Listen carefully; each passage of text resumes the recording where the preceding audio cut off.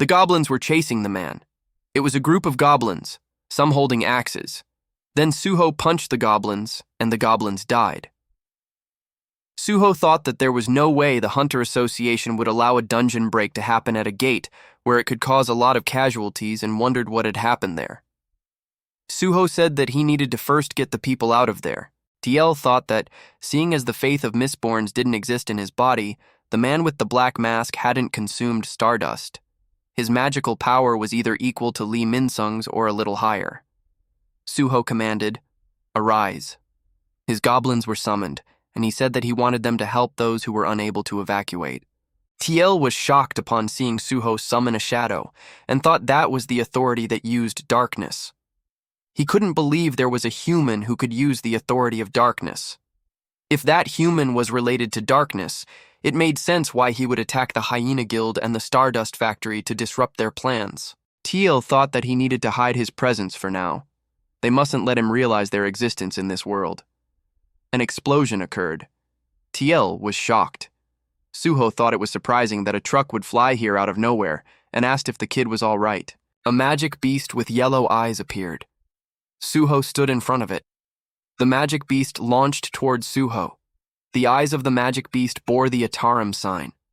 Suho wondered if that was the boss of the monsters.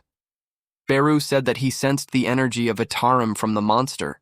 Suho said that in that case, this dungeon break might be related to Ataram. Beru sensed something and wondered if he was imagining things. The magic beast launched a punch towards Suho, and Suho got ready to counter it with a punch. He thought about putting all the stats he had obtained from reaching level 35 into strength. His strength increased from 70 to 77, and he punched the fist of the magic beast. Teal thought that Suho had saved him. It seemed Suho thought of him as a young human child. Although Suho used the authority of darkness, he was utterly weak compared to the darkness. However, Suho's potential couldn't be determined right now. Teal thought he had been lucky to meet him here, and decided he would get rid of him.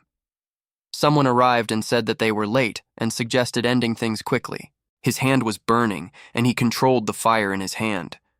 Fireballs flew above. TL looked up, puzzled. Suho said, "Fire?" The fireballs were targeting the magic beast. The man clenched his fist, and the fireballs attacked all the monsters.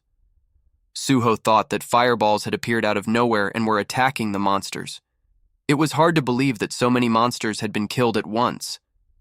Could he be a hunter who controlled fire? Could that hunter be Choi Jong-in, an S-rank hunter?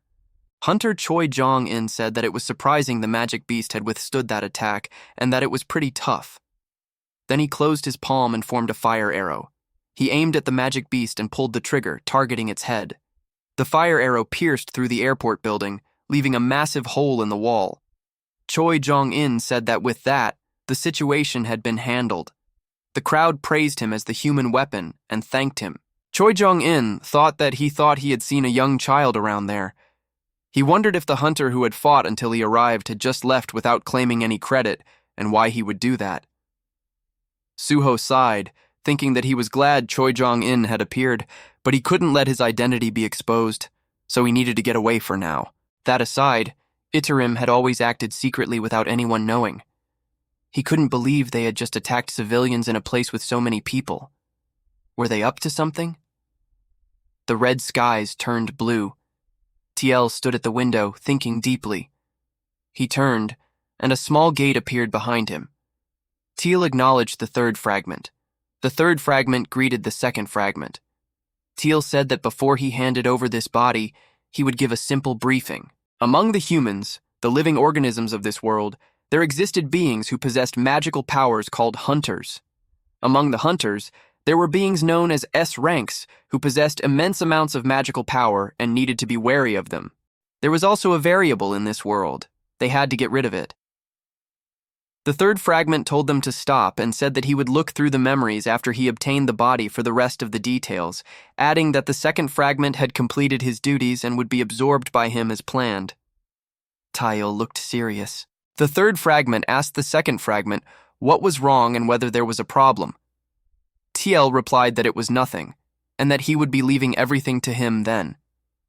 He wondered if he was feeling sad that he would be disappearing from this world as a new personality took over. That couldn't be helped. After all, fulfilling the will of God was the top priority in this world. All of this was for the sake of the great Creator. Then TL absorbed the third fragment. The building glowed, and smoke filled the area. The third fragment took over the body and reflected on the memory, realizing that the variable, the second fragment had spoken of, was a being capable of using the same authority as darkness. The third fragment thought that the second fragment's final decision had been wrong. It would be a waste to get rid of him. If they could turn him into a follower, they could even control the dead.